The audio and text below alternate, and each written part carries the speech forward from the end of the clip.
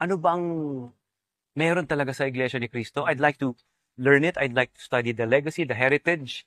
I'd like to know more about it. Yun nga po yung kinatuwa ko eh. Lahat po ng itinuturo ay base lamang po sa Biblia. Siguro kilala ninyo mga kapatid, no? May mga artista na napapaniwala talaga sa Iglesia ni Cristo 1914 na ang kala nila ay ito'y iglesyang sa Panginoon mismo.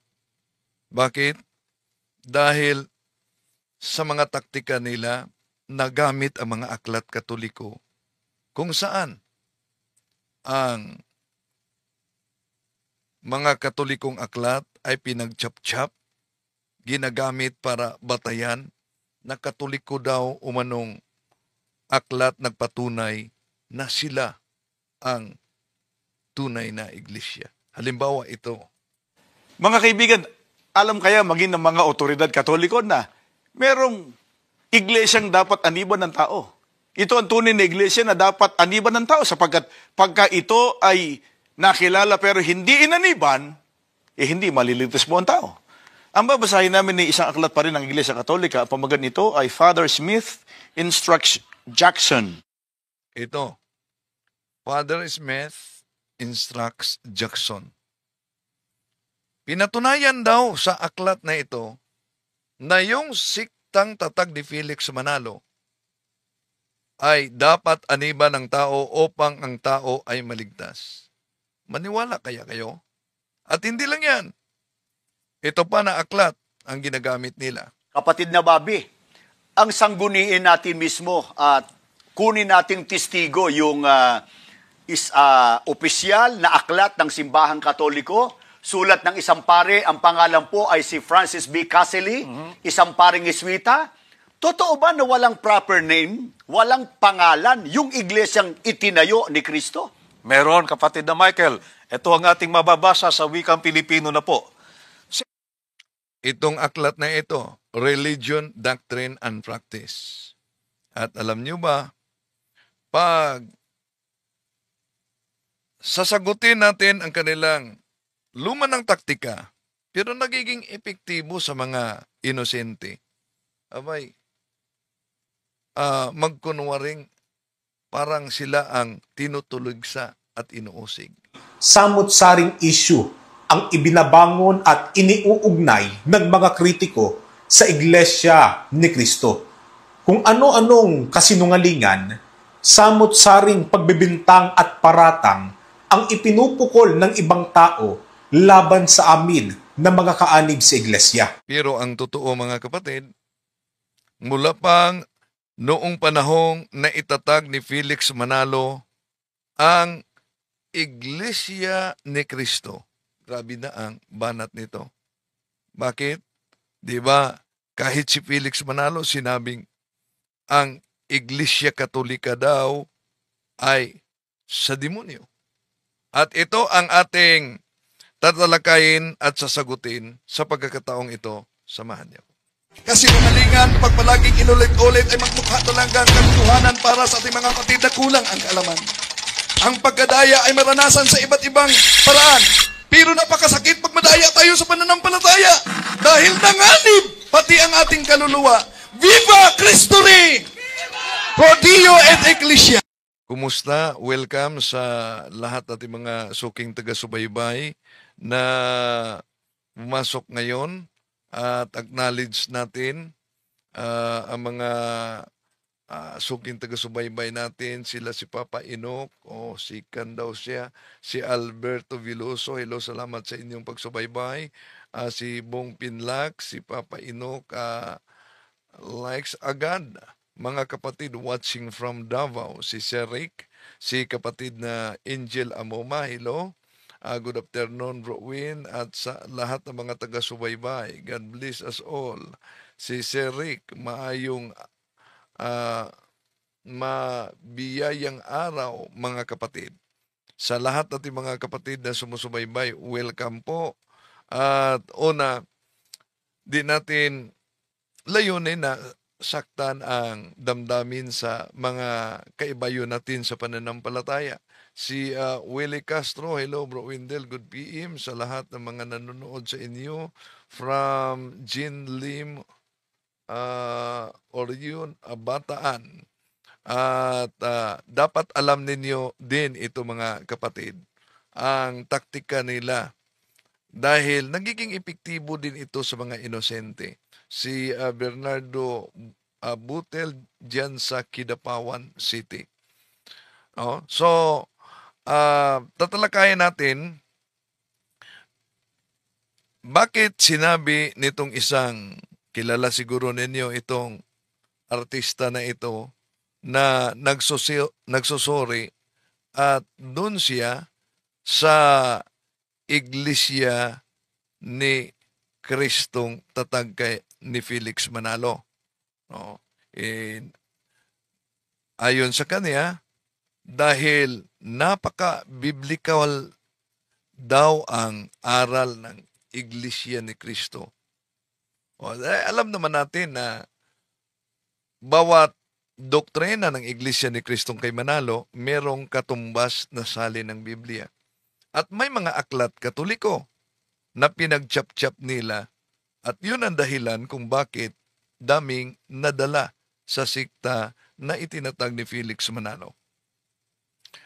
Kung ating sasagutin sila, ang palusot ng mga kaanib nito, lalo na sa ibang mga vloggers, inuusig sila.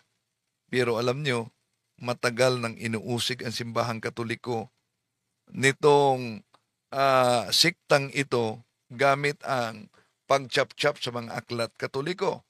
Kaya isa-isahin po natin. Si Rachel dyan sa Dubai, kumusta kayo? Si Jimelin Aurea dyan sa Mandaluyong City.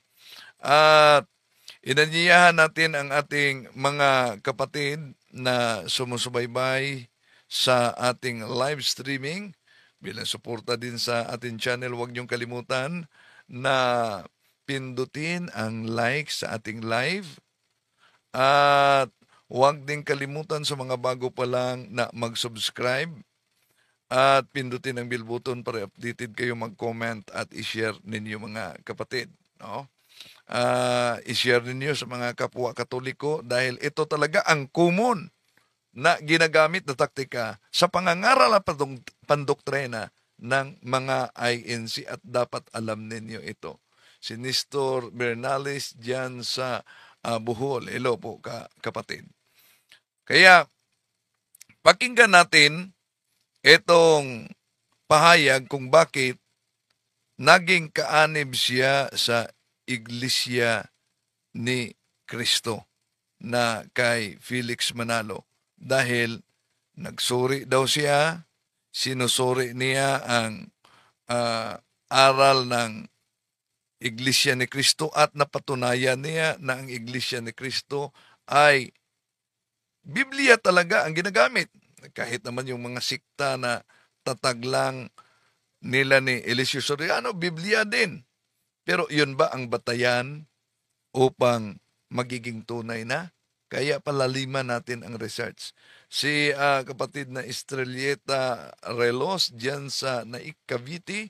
Si kapatid na Sir Rick, ang Iglesia ni Kristo, pero hindi si Kristo ang nagtatag dito sa Pilipinas. Si Mary Postanis dyan sa Pasig. Si Juni Marinay. So, dapat huwag saklawan ng INC ang batas Duterte. Buto nila, alam naman nila na lumabag sa batas si Duterte. So, yun ang reaksyon niya. Okay. Pakinggan muna natin mga kapatid itong pahayag sa interview nila kung bakit umanib sa INC. Ito. Samut-saring issue ang ibinabangon. Sandali muna. No? Etong, saan ba yun? Ito pala. Di po ako pinilit. Wala pong lumapit sa akin or wala pong nag-udyok. Ako po'y kusang lumapit. Ako po'y kusang nagtanong, ano ba ang meron talaga sa Iglesia ni Cristo. Oh, so siya ang kusang nagtanong, hindi siya nilapitan dahil ito talaga ang realidad din sa ating panahon. Ano? Halimbawa kung ikikatoliko, mga kapatid sa mga nagsubaybay ngayon, kayo sa inyong bahay, meron bang isinagawang panalangin kasama ang buong pamilya? So, dapat ang panalangin magsimula sa loob ng bahay dahil sa doktrina ng simbahang Katoliko, ang pamilya ay tinatawag na domestic church. Pagkatapos, meron bang isinagawang katikismo sa mga anak sa loob ng bahay? Ito kadalasan kong tanong sa mga kapwa Katoliko na karamihan nakalimutan na nila ang kanilang tungkulin sa pagtuturo ng mga kabataan sa loob mismo ng pamilya. At kung di ito nagawa ng mga magulang, merong vacuum na mangyayari sa tunay na iglesyang miyembro. May vacuum na mangyari. Ano yan? Yung kakulangan sa pagpangaral sa aral ng simbahang Katoliko, yung kakulangan sa panalangin, mga kapatid, no? Yan. Hahanapin yan ng mga miyembro ng pamilya. Asan? Tulad nito, hinahanap doon sa Iglesia ni Cristo na tatag ni Felix Manalo. I'd like to learn it. I'd like to study the legacy, the heritage. I'd like to know more about it. Yun nga po yung kinatuwa ko lahat po ng itinuturo ay base lamang po sa Biblia. So, lahat na itinuturo base lang po sa Biblia. Doon, yun talaga ang kanilang paniniwala na lahat na turo base sa Biblia. Pero, halimbawa, yung opisyal na turo nilang kinopya din ni Felix Manalo sa ibang sekta, natalikod ang unang iglesia. Yung turo nila na may naganap na apostasya sa tunay na iglesia. Wala naman yan sa Biblia. Pero itinuturo nila yan. No? Si Felix Manalo, anghel. Wala naman na yan sa Biblia. No? Pero itinuturo nila yan. No? So, yan gumagamit talaga sila ng Biblia. Pero, mga kapatid, tulad sa ibang sekta, na gumagamit din sa Biblia, pero kung ating pag-aralan mismo ang kanilang sikta, malinaw na ito'y tatag lamang ng tao dahil kung sisilipin natin ang Securities and Exchange Commission na narehistro, kay kapatid na Gina Ruales dyan sa Dubai. No? Malinaw ang sinabi sa kanilang rehistro, Los fundadores de esta asociación son Felix Manalo, that the founders of this organization, isa na si Felix Manalo. Tuloy natin. Pagsapit ng 108th anniversary. So 108. Bakit 108 pa na anniversary? Dahil natatag sila sa 1914 Punta Santa Ana, Manila. 1914 Punta Santa Ana, Manila. Kaya sa interviewing ito, 108th anniversaryo pa sila. Pero ang tunay na iglesia na sinabi ayon mismo sa aklat na ang pamagat The New Book of Knowledge, Encyclopedia, Volume 16, page 287, malinaw ang sinabi. The history of the Roman Catholic Church began in an upper room in Jerusalem almost 2,000 years ago. So ang tunay na iglesia ni Cristo, ano daw? Almost 2,000 years ago. Kaya, kung umanib ka sa sekta na 108 lang ang anibersaryo o ilang taon lang ang anibersaryo, dapat mag-isip-isip ka na, sino nga ba talaga ang nagtatag nito? Okay, tuloy natin mga kapatid. Ang Iglesia ni Cristo, I am more than ever excited and truly honored and privileged and even more inspired to come up with a beautiful message globally to tell everybody what a great celebration and a great thing it is to be a part of Iglesia ni Cristo. So 108 ang sa interview niya na anibersaryo ng Iglesia ni Cristo. CEO sa National Convention, bro. Oh yes, Ka Bornok ng Fakbusters. Huwag niyong kalimutan din na mag-subscribe sa kay Ka Bornok, no? Na channel maganda na meron yung tinatalakay siya kaugnay sa isang ministro ng Iglesia ni Cristo na nahuli ba 'yon? Oh. So kita-kita tayo, bro, Kaburnok, sa National Convention. Ilang tulog na lang, ha? National Convention na. Okay. Ano ba ang kanilang ginagamit na aklat? Alam nyo ba? Anong aklat ang kanilang ginagamit? Para patunayan na kahit umano otoridad ng simbahang Katoliko'y nagpapatunay na ang inaniban nila ay siyang dapat aniban ng tao para ang tao ay maligtas. Itong aklat na ito, mga kapatid. Mga kaibigan, alam kaya maging ng mga otoridad Katoliko na merong iglesyang dapat aniban ng tao. Ito ang tunay na iglesia na dapat aniban ng tao sapagkat pagka ito ay nakilala pero hindi inaniban, hindi maliligtas mo ang tao. Ang babasahin namin ni isang aklat pa rin. So, kailangan umano, dito, ginamit nila ang aklat Katoliko at sa mga inosente, nagiging epektibo ito. Bakit? Dahil sa isipan ng mga inosenteng kahit Katoliko, o nga ano, bakit kaya isinulat ng paring Katoliko na ang tunay na iglesia ay Iglesia ni Cristo? Ayan.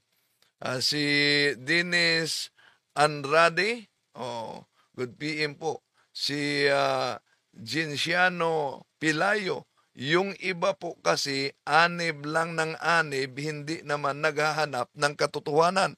Tama. Basta lang umanib na di nila alam kung iyon bang kanilang niyakap ay tunay ba na sikta. Imagine mga kapatid, kung meron talaga kayong common sense, isipin nyo, aklat Katoliko, pagkatapos pinatunayan ang iglesyang tatag ni Felix Manalo dahil lang may nabasa, pero pinutol pala. Ano? May nabasa na Iglesia ni Cristo. Ito, itinagalog niya ang nakasulat sa naturang aklat, pero ating isa-isahin ito. Ng Iglesia Katolika, ang pamagat nito ay Father Smith Instruct Jackson. Ang sumulat po nito ay si John Francis Knoll. So ito talaga na aklat, mga kapatid. Panahon pa ni Felix Manalo, ginagamit na nila ito. At nagiging epektibo dahil ang mga inosenteng Katoliko napaanib talaga sa akala nila, oo nga no, aklat Katoliko pinatunayan na dapat tayo umanib sa Iglesia ni Cristo upang ang tao ay maligtas. Kaya sa mga debate, ang proposisyon talaga ng mga INC pag may debate, eto, patunayan ko na ang Iglesia ni Cristo ang tunay na iglesyang tatag ni Cristo at siya ang ililigtas. Yan.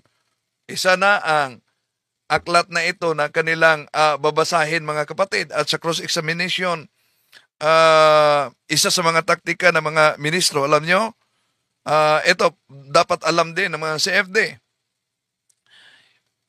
Yon, isa sa kanilang taktika during cross-examination, sasabihin ng ministro, tinutulan mo ang paksa na ang tunay na iglesia ni Cristo na dapat ang tao'y aanib para siya ay maligtas. Tanong, pag mabasa ko sa aklat Katoliko na pinatunayan ng aklat Katoliko na ang iglesia ni Cristo ay dapat aniban ng tao upang siya ay maligtas, aaminin mo ba na talo ka sa debating ito? Yan ang kanilang taktika. Kaya dapat aware din ito no, sa mga CFD, huwag kayong haharap sa debate kung di niyo alam ang taktika ng mga INC minister. No? Mag-ingat kayo sa ganyan mga kapatid. Okay. Tuloy natin. Ang kanyang binasa. Sa pahina 35 hanggang 36, ganito ang pinatutunayan ng nasabing sumulat ng aklat. Ang Iglesia ni Cristo ngayon, sa kalagayan, sa kapangyarihan, sa aral, ay dapat maging katulad ng kanyang dating kalagayan nung ito'y maglingkod sa mga tao sa pamamagitan ng 12 apostol. Sa iglesyang ito, ang lahat ay obligadong mapabilang upang maligtas. Yaong mga tao na sa pamamagitan ng kanilang malubhang pagkakamali ay hindi alam ang tunay na iglesia o kahit ito'y alam ngunit tumangging umanib ay hindi maliligtas. Mga kaibigan, pansinin po ninyo, sabi ng sumulat ng aklat, ang Iglesia ni Cristo ngayon sa kalagayan, sa kapangyarihan, sa aral, ay dapat maging katulad ng kanyang dating kalagayan nung ito'y maglingkod sa mga tao sa pamamagitan ng 12 apostol. Yan. Binasa nila ang aklat na ito, Father Smith instructs Jackson. Dahil may nabasang Iglesia ni Cristo. Una mga kapatid na tanong, na dapat ninyong itanong, dahil po ba nabasa ang Iglesia ni Cristo sa naturang aklat? Ibig po ba sabihin na ang Iglesia ni Cristo na inaniban ng ministro ni Felix Manalo ay ang tinutukoy sa aklat na ito? Hindi. Bakit? May pinuputol sila. Gusto ko ipakita sa inyo. Sa lumang aklat na ginagamit niya sa pahina 35. Pero sa isang version sa aklat na ito, nasa pahina 60-61 mga kapatid. At ito ang binasa niya, itinatagalog pansinin ninyo, ito ang sinalin niya sa Tagalog. Itong binasa niya. The Church of Christ today must be in nature, in power and teaching what it was when it served men through the 12 apostles. It is to this church that all are obliged to belong in order to be saved. Those people who, do doubtful, deliberately refuse to seek out the true church, refuse to knowing it, refuse to join it, cannot be saved. Diyan lang ang binasa niya mga kapatid. Kaya, ulitin natin at ipakita natin, may karugtong pero iniwasan. Ito, ulitin natin. Mga kaibigan, alam kaya maging ng mga otoridad katoliko na merong iglesyang dapat aniban ng tao. Ito ang tunay na iglesia na dapat aniban ng tao sapagkat pagka ito ay nakilala pero hindi inaniban, hindi maliligtas mo ang tao. Ang babasahin namin ni isang aklat pa rin ng Iglesia Katolika, pamagat nito ay Father Smith Instructs Jackson. Ang sumulat po nito ay si John Francis Knoll. Sa pahina 35 hanggang 36, ganito. Meron din akong isa na sa isang office mga kapatid sa ginamit niya, nasa 35-36. Pero dito, nasa pahina 60-61. Minsan gagamitin din nila ito sa live, minsan yan na version ang gagamitin nila. Ang pinatutunayan ng nasabing sumulat ng aklat. Ang Iglesia ni Cristo ngayon, sa kalagayan, sa kapangyarihan, sa aral, ay dapat maging katulad ng kanyang dating kalagayan nung ito'y maglingkod sa mga tao sa pamamagitan ng 12 apostol. Yan. Ipakita ko sa inyo ang binasa niya sa English na isinalin niya sa Tagalog para makita ninyo ano ang pinutol at pinagchap-chap ng ministro. Ito, pakinggan ninyo siya mga kapatid.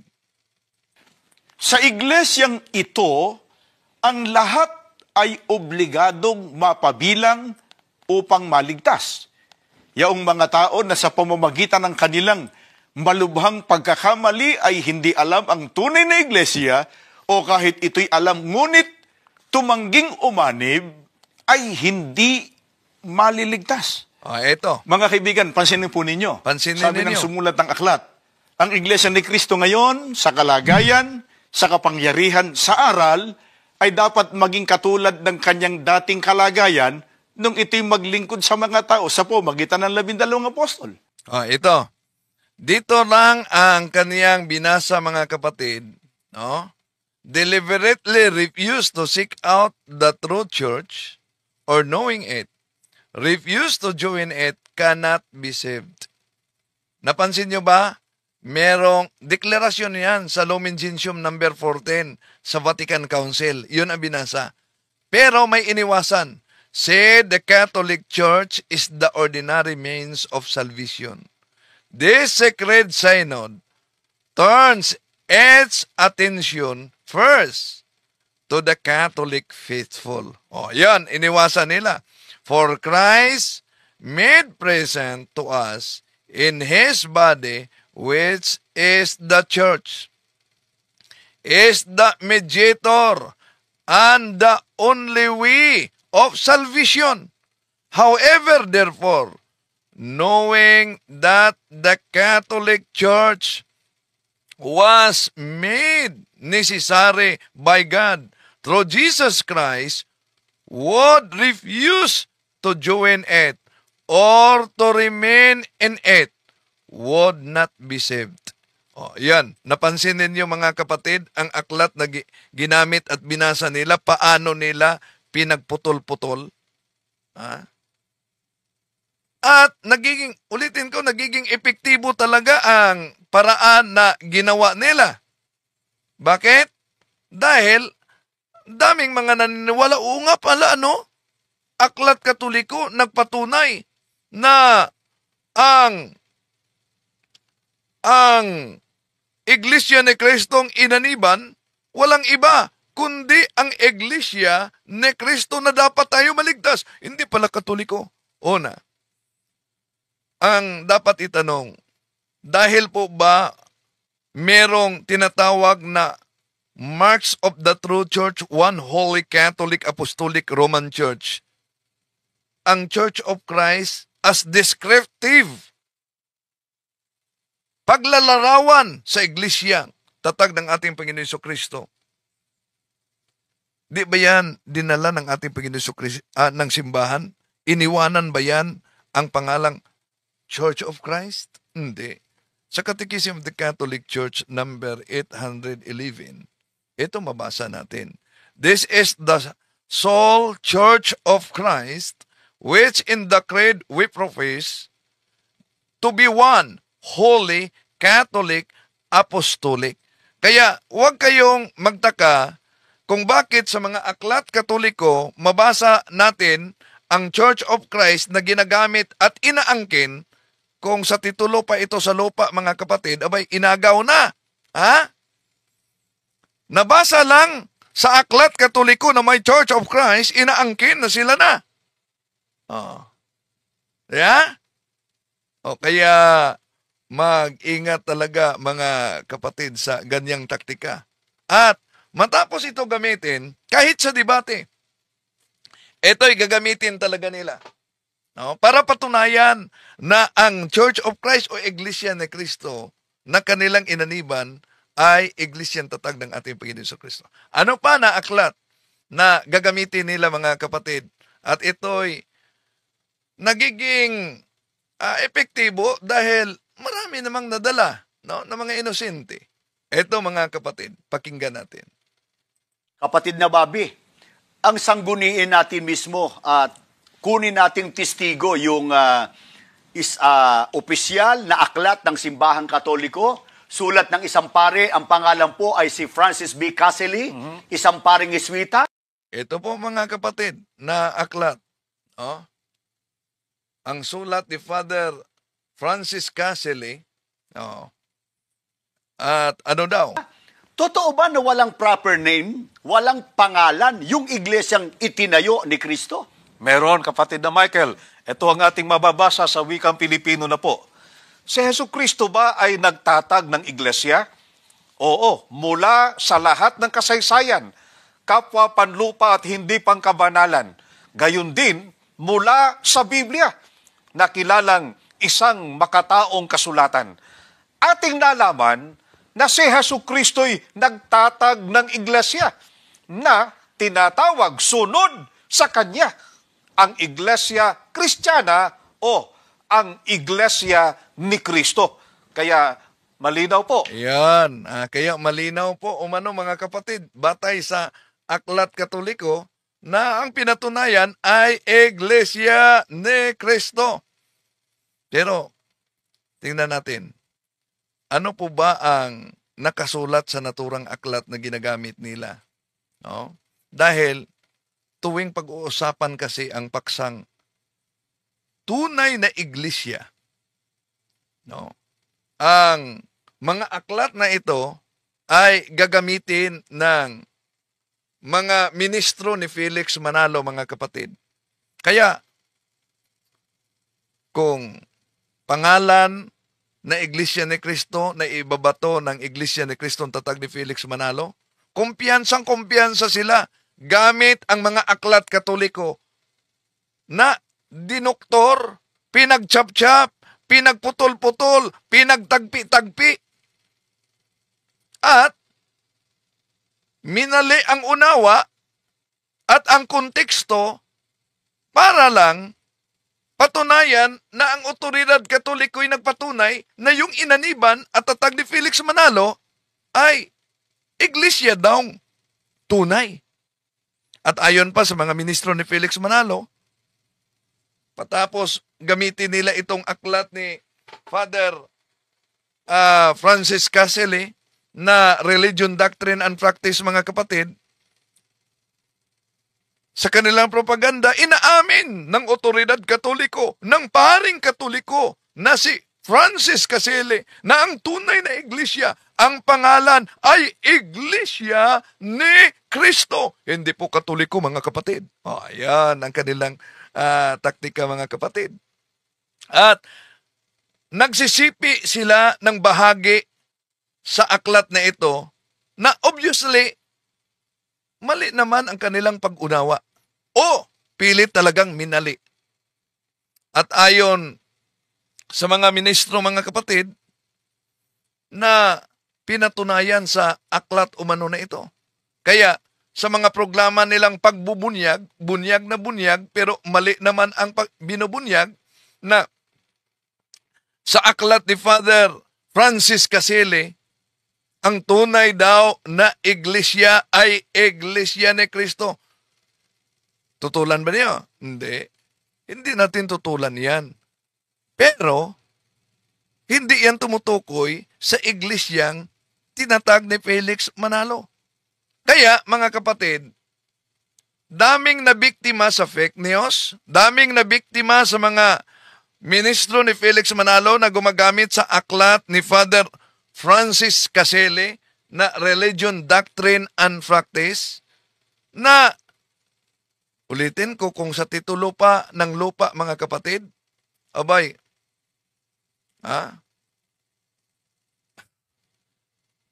inaagaw na. Ang nakasulat dito, English. Ano ang ginagamit nila sa pahina 442? Yun ang pahina na binasa ng ministro ni Felix Manalo, mga kapatid. Na pinatunayan, ulitin natin ito. Nagtatag ng iglesia? Oo, mula sa lahat ng kasaysayan, kapwa panlupa at hindi pangkabanalan. Gayon din, mula sa Biblia, na kilalang isang makataong kasulatan. Ating nalaman na si Jesucristo'y nagtatag ng iglesia na tinatawag sunod sa Kanya, ang Iglesia Kristiyana o ang Iglesia ni Kristo. Kaya malinaw po, ayon na rin po sa otoridad ng Iglesia Katolika na ang pangalan ng iglesia na itinatag ng ating Panginoong Jesucristo ayon sa Biblia ay Iglesia ni Kristo. At ang Iglesia ni Cristo ayon sa Biblia. O ito, binasa kasi nila mga kapatid. Did Jesus Christ establish a church? Yes. From all history, both secular and profane, as well as from the Bible considered as a human document, we learn that Jesus Christ established a church which from the earliest times has been called after him, the Christian Church or the Church of Christ. Kaya sabi nila, di ba malinaw? Pinatunayan mismo ng otoridad Katoliko na ang tunay na iglesyang tatag ng ating Panginoon Jesucristo ay tinatawag na Church of Christ. At yung iba pang mga ministro, isasalin po natin sa wikang Tagalog para maunawaan ng ating mga kapatid. Ito po ang wikang Tagalog, mga kapatid. No? Ito ang babasahin ng mga ministro. Si Jesucristo ba ay nagtatag ng isang iglesia? Oo. Mula sa lahat ng kasaysayan, kapwa, panlupa at hindi pangkabanalan. Gayun din mula sa Biblia na kinikilalang isang makataong kasulatan, ating nalaman na si Jesucristo ay nagtatag ng isang iglesia na mula sa kauna-unahang panahon ay tinatawag na kasunod sa kanyang pangalan, ang Iglesia Kristiyana o ang Iglesia ni Kristo. Yan. Kaya ano ang sabi ng mga ministro? Ibalik natin bago natin sasagutin, mga kapatid. Kapatid na Bobby, ang sangguniin natin mismo at kunin nating testigo yung opisyal na aklat ng Simbahang Katoliko, sulat ng isang pare, ang pangalan po ay si Francis B. Caselli, isang paring Jesuita. Totoo ba na walang proper name, walang pangalan, yung iglesyang itinayo ni Kristo?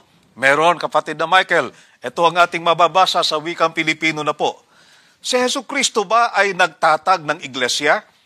Oo, mula sa lahat ng kasaysayan, kapwa, panlupa at hindi pangkabanalan. Gayun din mula sa Biblia, na kilalang isang makataong kasulatan. Ating nalaman na si Jesucristo'y nagtatag ng iglesia na tinatawag sunod sa Kanya, ang Iglesia Kristiyana o ang Iglesia ni Kristo. Yan ang ginagamit nila, mga kapatid. Ang Iglesia Kristiyana o ang Iglesia ni Kristo. Atin namang susuriin bawat teksto na pinagtagpi-tagpi sa mga propaganda ng mga ministro ni Felix Manalo upang kayo na nagsubaybay at kung sakaling maimbita kayo, alam nyo na kung ano ang kanilang modus na ginawang ganito, no? Para di kayo madaya talaga. Unahin natin yung sinipi nila mula sa pahina 442 at sa 443. Na matatagpuan din natin sa pahina 329. Alam niyo ba, ano nakasulat diyan? Ito po ang nakasulat, mga mahal na kapatid, no? Pansinin ninyo. Did Jesus Christ establish His church? From all history, both secular and profane, as well as from the Bible considered as a human document, we learn that Jesus Christ established a church which from the earliest times has been called after Him, the Christian Church or the Church of Christ. Yon. Dahil may mabasang Church of Christ sa aklat nito, gusto nilang ipalitaw na pinatunayan ng otoridad Katoliko na sila na ang tinutukoy ng otoridad Katoliko na si Father Francis Caselli. Mga kapatid, maliwanag na sa bahaging iyan at diyan mabasa natin, nagtatag daw ang ating Panginoong Hesukristo ng isang iglesia na pinagpatunayan sa kasaysayan.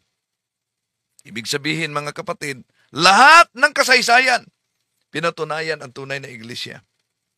At kaya naman, lagi itong sinisipi ng mga ministro ni Felix Manalo dahil nakasulat daw sa bahaging ito ang salitang Church of Christ na ang tawag ay Iglesia ni Cristo sa Tagalog. So mula diyan mga kapatid, mula diyan, ginagamit na nila sa kanilang bagsak na unawa o pilit talagang binagsak nilang kanilang unawa para makadala sa mga inosente. Imagine, may nadala din silang inosente na aklat katoliko nagpatunay na ang kanilang inaniban ay iglesyang tatag ng ating Panginoon Jesucristo. Pero, una, dapat ninyong malaman na yung binasa nila, tinatawag. Tinatawag sa pangalan. Tinatawag, ibig sabihin mga kapatid, descriptive.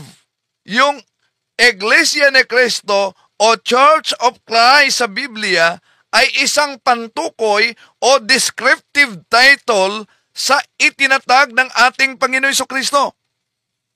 Ngayon, para mas maunawaan natin ang aklat na ginagamit ng mga ministro, ano ba ang sinasabi sa mas naunang bahagi sa aklat na ito?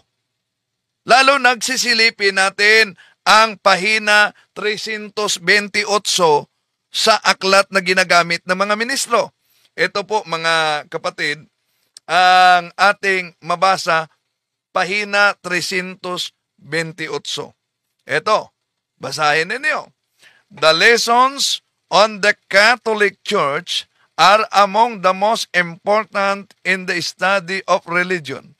For if we once admit that the Catholic Church is the true church established by God to teach men infallibly the way to heaven, and that He has commanded all men to be members of it, our way is clear.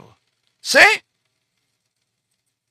Ang Iglesia ni Cristo na pinatunayan sa Aklat Katoliko na inagaw naman nila, hindi yung tatag ni Felix Manalo. Kita nyo po, sa pagsapala doon mga kapatid, hindi ang Iglesia ni Cristo ang tatag ni Mr. Felix Manalo sa 1914. Ang tunay na iglesia na dapat aniban ng tao upang siya'y maligtas. Dahil ang iglesia ni Kristong tinatalakay dito, kung ating ibalik sa pahina 329, walang iba kundi ang Iglesia Katolika. At halatang pinawalang bahala ng mga ministro ni Felix Manalo ang konteksto. Kaya nga, ayaw nilang magbasa kayo ng mga aklat maliban lang sa mga kaanib sa Pasugo Magazine, kung saan nandun na ang mga bahagi sa pinagchap-chap nila mga kapatid. Yung kinukot nila galing sa mga aklat Katoliko. At pinatunayan nila na galing mismo sa aklat Katoliko, sila daw ay pinatunayan ng otoridad Katoliko. See, imagine dyan. No? Kaya, ingat-ingat naman pag may time. Dapat talaga mag-research at i-share ninyo ito sa mga kapwa Katoliko natin para ma-aware sila. No? Na ginagamit nila yung pinagchap-chap nila, na pinatunayan nila na ang Aklat Katoliko umano nagpatunay na yung inaniban nila ay dapat aniban upang ang tao ay maligtas. Pero ang